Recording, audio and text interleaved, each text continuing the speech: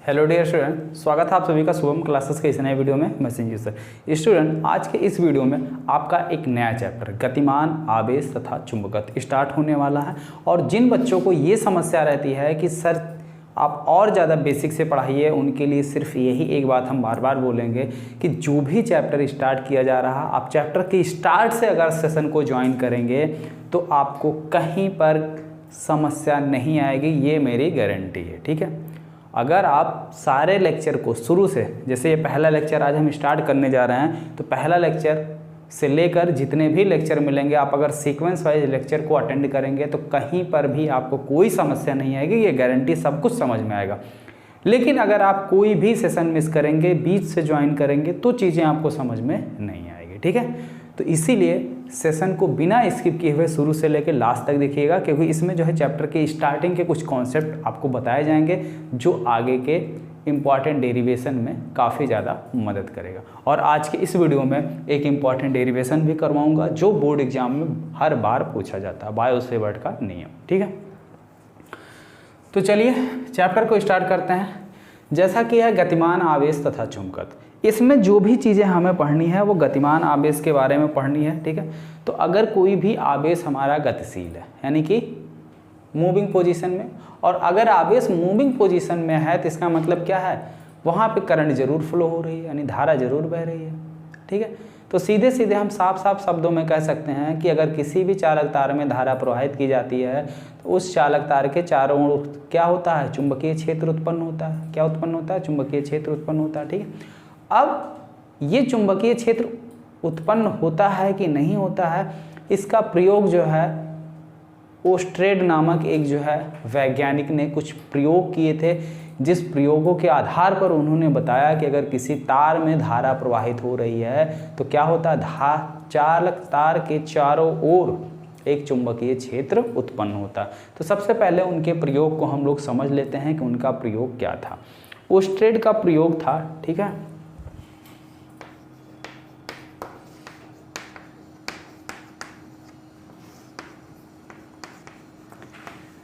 इनका प्रयोग ये था कि इन्होंने एक बैटरी लिया। ठीक है, बैटरी में तार जोड़ा प्लस माइनस, ठीक है, और उसको कनेक्ट किया। यहाँ पर एक कुंजी लगा दिया। ठीक है, यहाँ पर एक कुंजी के इन्होंने लगा दिया। ये हमारी क्या है, कुंजी, प्लस माइनस। और इसके पास क्या, एक चुंबकीय सुई ले आए। क्या किया इन्होंने, एक चुंबकीय सुई को ले आए, यानी कि कंपास, इस तरीके से चुंबकीय सुई को ले आए। अब जैसे ही ये बैटरी ऑन किया गया, जैसे ही बैटरी को क्या किया गया, ऑन किया गया, ठीक है, जैसे ही बैटरी को ऑन किया गया तो ऑन करने के बाद ये देखा गया कि जो हमारा ये चुंबकीय सुई है ये क्या हो जाता है, विक्षेपित हो जाता है। क्या हो जाता है, विक्षेपित हो जाता है। ठीक है, ये जो चुंबकीय सुई है ये क्या होती है, विक्षेपित हो जाती है, यानी जैसे ही इसको क्या किया गया, ऑन किया गया। ठीक है, और ये चुंबकीय सुई है क्या, जब इस चुंबकीय सुई के पास चुंबकीय क्षेत्र कोई मिलता है, कैसा, चुंबकीय क्षेत्र, तब ये विक्षेपित होता है। तो यानी ये सुई बताता है कि इसके चारों ओर, चाहे हम यहाँ पे रखें, यहाँ अंदर कहीं पर भी चुंबकीय सुई को रखते हैं तो उसमें चुंबकीय सुई में विक्षोभ देखने को मिलता है। ठीक है, क्या देखने को मिलता है, विक्षेप देखने को मिलता है, यानी ये अपनी माध्य स्थिति से क्या होती है, हट जाती है, यानी घूम जाती है। ठीक है, और दूसरी चीज़, एक उन्होंने और निष्कर्ष देखा कि अगर हम बैटरी को चेंज कर दें, प्लस को माइनस, माइनस को प्लस, तो ये चुंबकीय सुई की जो दिशा है ये भी जो है घूम जाती, इधर विक्षेपित हुई तो इस बार क्या होगी, इधर विक्षेपित हो जाएगी। यानी कि अगर प्लस को माइनस से, माइनस को प्लस से आपस में इंटरचेंज कर दिया गया, ठीक है, इस तरीके से ये कुंजी के आपका ऑन है, तो ये जो चुंबकीय सुई है वो इस तरीके से विक्षेपित हो जाती है, यानी इस डायरेक्शन में जो है विक्षेपित हो जाती है। ठीक है, तो यानी इस बात से हमें, इस एक्सपेरिमेंट से यह स्पष्ट होता है कि अगर किसी चालक तार में धारा अगर हम प्रवाहित कर रहे हैं या धारा बह रही है तो उसके चारों ओर क्या उत्पन्न होगा, एक चुंबकीय क्षेत्र उत्पन्न होगा। ये कौन कहता है, ओस्ट्रेड का प्रयोग। ठीक है, बस इसको समझना था, ये आपसे एग्जाम में पूछा नहीं जाता है। ये प्रयोग जो है इसके लिए था कि जो है दोस्तों अगर आप यूपी बोर्ड के स्टूडेंट हो और आपको 2022 के बोर्ड एग्जाम में पेपर देना है तो आप सभी के लिए गुड न्यूज़ है। अनअकैडमी यूपी बोर्ड स्टूडेंट के लिए लेकर आए स्कॉलरशिप टेस्ट। ये टेस्ट 25 जुलाई को दोपहर 12:30 बजे क्लास 9 से 12 तक के स्टूडेंट का होगा और इस टेस्ट में जो भी टॉप रैंक पर आएगा उसे अनअकैडमी का सब्सक्रिप्शन 6 महीने के लिए बिल्कुल फ्री में मिलेगा और सेकंड, थर्ड, फोर्थ रैंक वालों को 3 महीने का सब्सक्रिप्शन बिल्कुल फ्री में मिलेगा। इसमें क्लास 10 का मैथ और साइंस में जो चैप्टर्स आपने पढ़े हैं उनका टेस्ट लिया जाएगा और 12th वालों का पीसीएमबी में जो चैप्टर्स आपने पढ़े हैं उसका टेस्ट लिया जाएगा। जितने भी स्टूडेंट देख रहे हैं डिस्क्रिप्शन मैंने आपको लिंक प्रोवाइड किया है, उस लिंक पर क्लिक करना है और वहां पर आपसे इनवाइट कोड में शुभम UP10 जैसे ही डालोगे आप इस टेस्ट में इनरोल कर सकते हो। ये टेस्ट दोपहर को संडे को 25 जुलाई 12:30 बजे होगा और जो भी टॉप रैंक पर आएगा उसे शुभम क्लासेस की तरफ से भी प्राइज मिलेगा। तो जितने भी स्टूडेंट देख रहे हैं डिस्क्रिप्शन में टेस्ट का लिंक है, अभी जाकर इनरोल कर लो। ये इस कथन का पुष्टि कैसे जो हम इस बात को कह सकते हैं कि चालक तार में अगर धारा प्रवाहित की जा रही है तो उसमें जो है उसके चारों ओर चुंबकीय क्षेत्र होगा, इसको हम किस बेसिस पे कह सकते हैं? तो वो बेसिस आधार मेरा यह है कि ओस्टेड का प्रयोग जो उन्होंने प्रयोग किया था उनके प्रयोग के आधार पर हम कह सकते हैं कि अगर धारा प्रवाहित हो रही है तो चुंबकीय क्षेत्र चारों ओर जरूर होगा। ठीक है, चलिए अब बात करते हैं थोड़ी सी चुंबकीय क्षेत्र की। ठीक है, थोड़ा सा बात करते हैं चुंबकीय क्षेत्र की।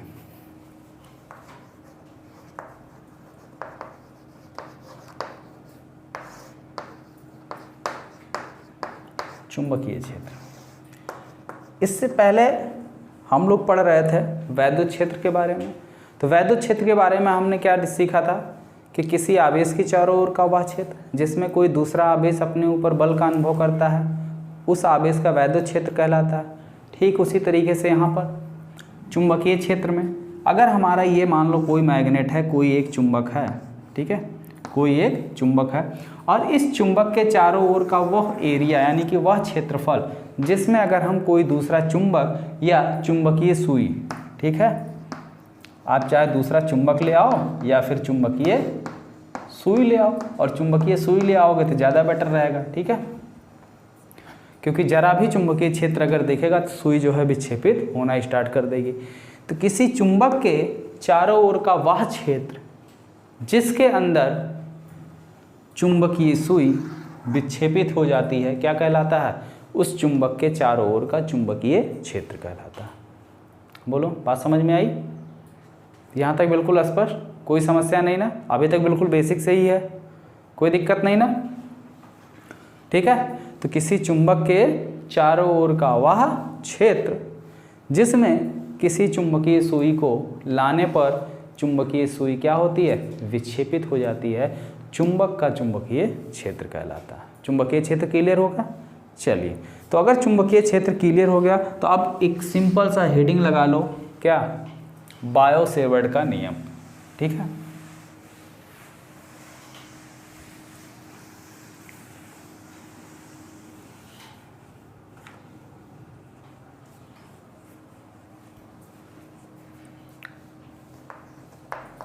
बायो-सेवर्ट का नियम।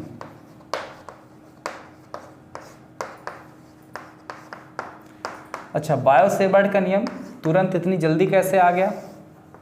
उसका कारण यह है कि जो बायो-सेवर्ट का नियम है वो चालक तार में धारा प्रवाहित होने के कारण उसके चारों ओर उत्पन्न चुंबकीय क्षेत्र की तीव्रता से रिलेटेड ही है, इसीलिए पहले आ गया। तो इसमें है क्या? जैसे मान लीजिए ये हमारा कोई चालक तार है, इसमें हम क्या कर रहे हैं? I धारा प्रवाहित कर रहे हैं। तो अगर इसमें I धारा प्रवाहित हो रही है और इस चालक तार से R दूरी पर कोई बिंदु अगर P है जो इस चालक तार से थीटा कोण बना रही है, थीटा कोण पर स्थित है, ठीक है, तो इस बिंदु पर जो चुंबकीय क्षेत्र की तीव्रता होगी इसका मान हमें कैसे निकालना है? तो चुंबकीय क्षेत्र को हम प्रदर्शित किससे करते हैं? B से। ठीक है, चुंबकीय क्षेत्र इसको प्रदर्शित किया जाता है कैपिटल B से। ठीक है, तो सिंपल सी बात है, अगर इसकी लंबाई हम मान लें कितनी है? सूक्ष्म लंबाई dl है। ठीक है, कितनी है? सूक्ष्म लंबाई dl है।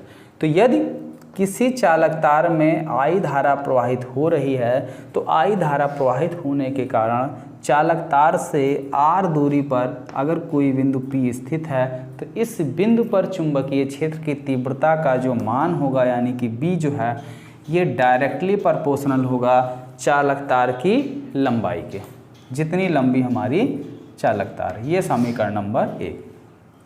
ठीक है, आप सीधे लिखोगे कि किसी चालक तार में धारा प्रवाहित करने के कारण चालक तार से R दूरी पर स्थित किसी बिंदु पर चुंबकीय क्षेत्र की तीव्रता का मान चालक तार की लंबाई के अनुक्रमानुपाती। ठीक है, समीकरण नंबर 1।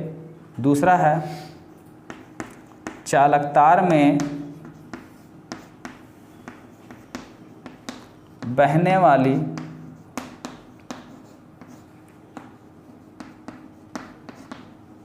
धारा के अनुक्रमानुपाती।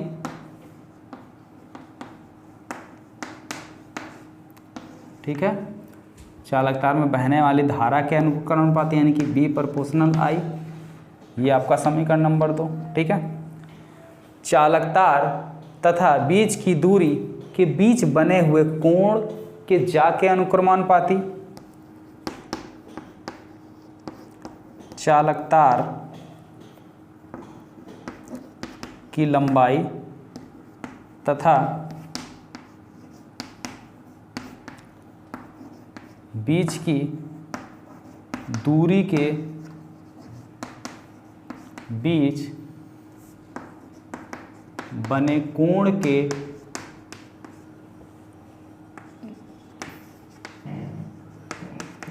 जाके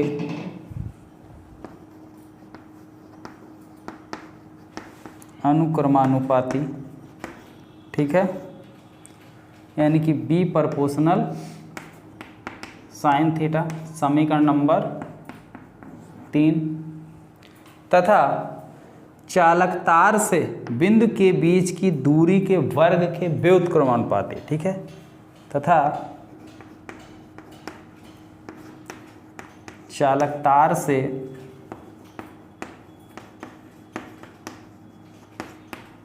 बिंदु के बीच की दूरी के वर्ग के व्युत्क्रमानुपाती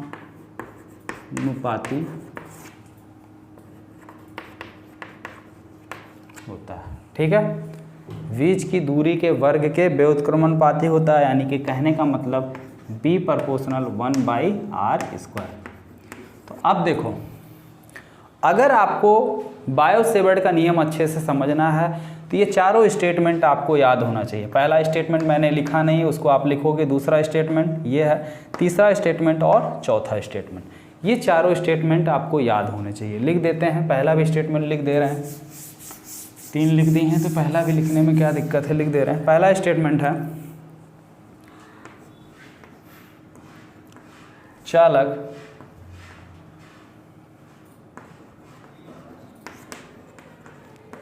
तार के चारों ओर या चालक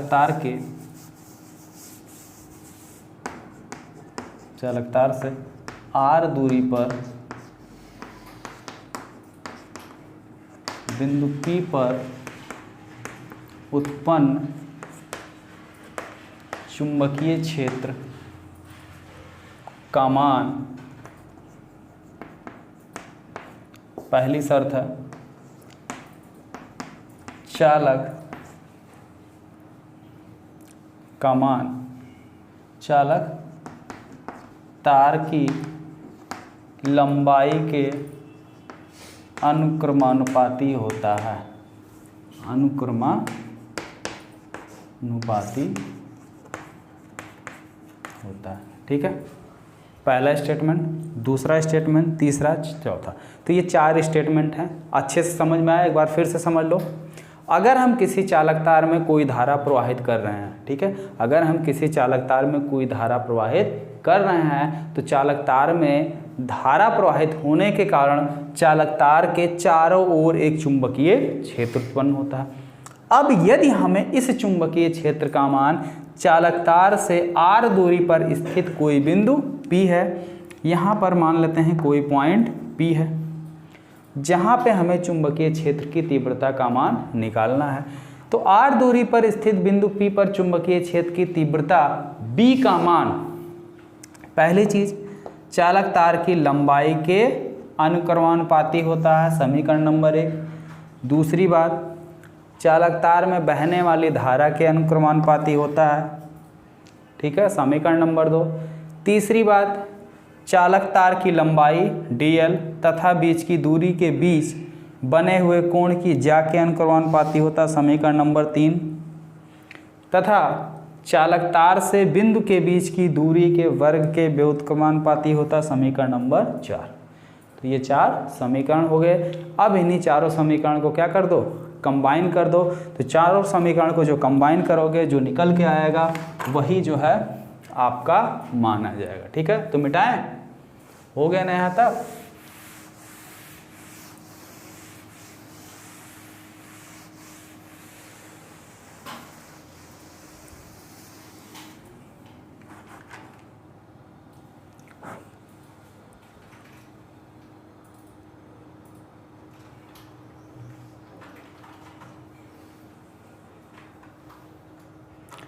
इसका मात्रक जो है क्या होता है भाई,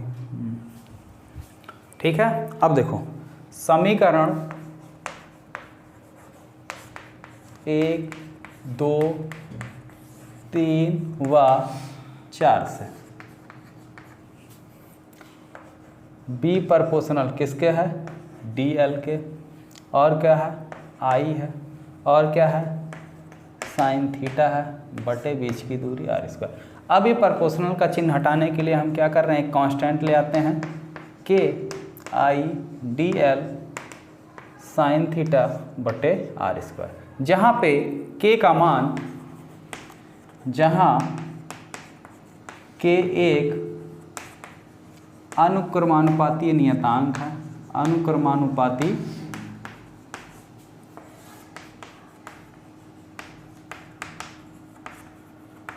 नियतांक है, जिसका मान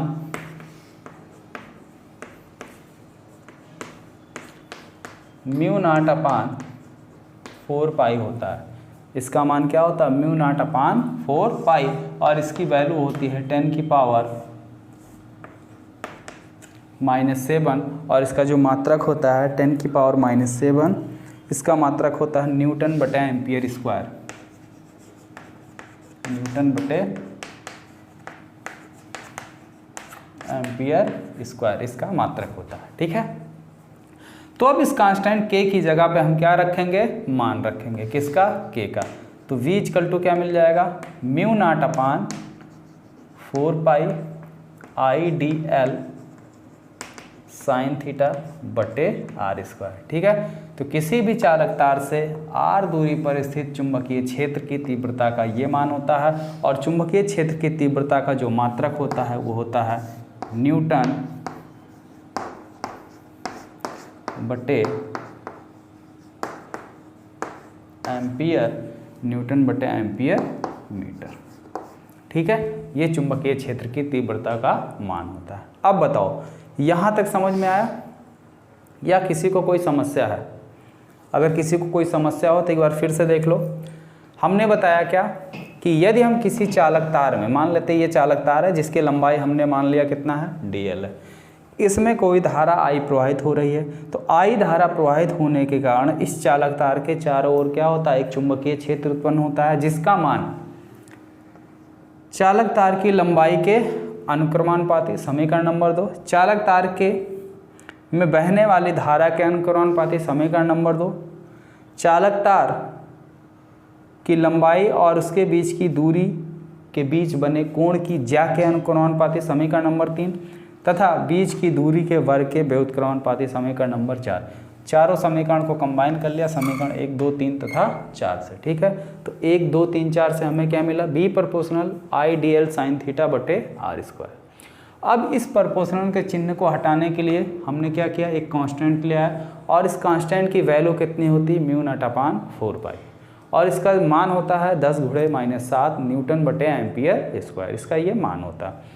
तो अब इस कांस्टेंट की जगह पे जो ये वैल्यू है उसका ये मान हमने पुट कर दिया, सीधे सीधे बायो सेवर्ट का नियम प्रूफ हो गया, या किसी चालक तार के कारण r दूरी पर स्थित कोई बिंदु P है तो वहाँ पर चुंबकीय क्षेत्र की तीव्रता का मान इस फार्मूले के द्वारा कैलकुलेट किया जाएगा। बात यहाँ तक समझ में आ गई। अब कुछ काम आपको करना है, इसकी बीमा बतानी है, ठीक है। इसकी बीमा कितनी होगी निकालिए और कमेंट बॉक्स में कमेंट करके बताइए, और जितने भी बच्चे वीडियो को लाइव देख रहे हैं सभी लोग वीडियो को लाइक कर दीजिए, ठीक है। और मिलते हैं फिर नेक्स्ट वीडियो में। आज के लिए सिर्फ इतना ही, इंट्रोडक्शन था छोटा सा, और इसको जो है अच्छे से रिवाइज करिए। अगर नहीं समझ में आता है तो कमेंट बॉक्स में आराम से पूछ सकते हैं, मैं कल फिर इसको रिवाइज कर दूंगा अगर आपको नहीं समझ आएगा तो, ठीक है।